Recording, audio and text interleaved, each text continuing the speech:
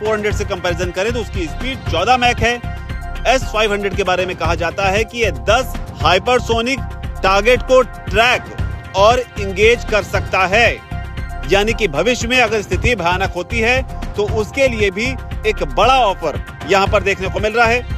और S400 और S500 की कंपैरिजन में अगर देखें तो 60 से 70% तक S500 पहले के मुकाबले ज्यादा एडवांस है, यानी कि आसान भाषा में कहें कि S400 और S500 के क्षमता में 60 से 70% तक का अंतर बताया जा रहा है। ऐसे में भारत अगर इसे लेता है तो भारत इसका पहला ग्राहक हो सकता है। इसके अलावा बड़ी बात यह भी है कि रूस की तरफ से दिया गया यह प्रस्ताव सिर्फ और सिर्फ बिक्री तक ही सीमित नहीं है, बल्कि बताया यह भी जा रहा है कि रूस ने भारत के साथ इसे मिलकर ज्वाइंट प्रोडक्शन का भी ऑफर दिया है। तो इस वक्त आप अपने स्क्रीन पर जो तस्वीर देख रहे हैं वो S500 की है। S400 आप इससे पहले भी कई बार देख चुके होंगे, लेकिन ताजा तस्वीर S500 की आपके सामने है।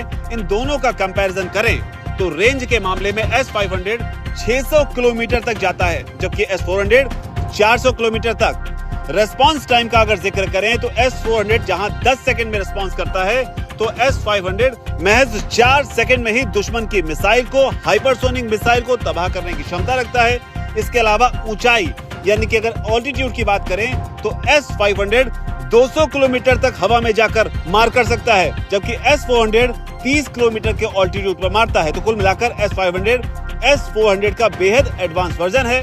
इसके अलावा जो बड़ी बात है वो रूसी न्यूज एजेंसी RT इंडिया ने जो दावा किया है उसके मुताबिक S400 जो है वो मुख्य रूप से हाई ऑल्टीट्यूड वाले विमानों और क्रूज मिसाइल को निशाना बनाने की क्षमता रखता है। लेकिन जब बात S500 की करते हैं तो इससे भविष्य में जो वॉर होगी उसको ध्यान में रखते हुए डिजाइन किया गया है।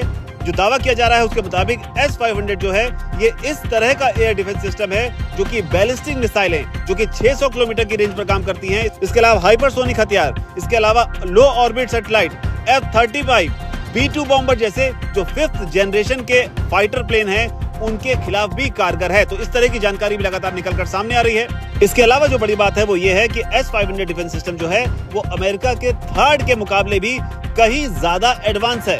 इसके अलावा जो बड़ी बात बताई जा रही है वो ये है मुख्य रूप से कि हाई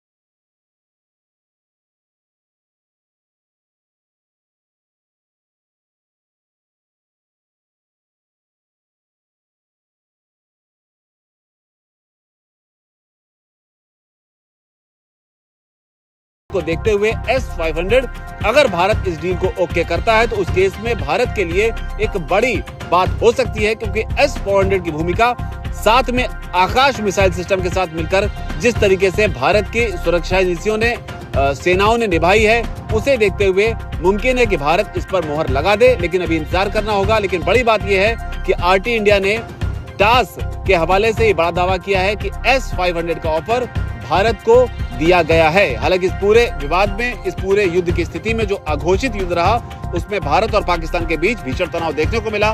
अमेरिका की भी एंट्री हुई। अमेरिका जहां एक और कहता रहा कि इस युद्ध से उसका कोई लेना देना नहीं, लेकिन अचानक से उसने युद्ध में दखलंदाजी की और बताया जाता है कि सीज फायर में अहम भूमिका निभाई। जबकि भारत और पाकिस्तान की ओर से इस मामले को लेकर अलग अलग स्टैंड है।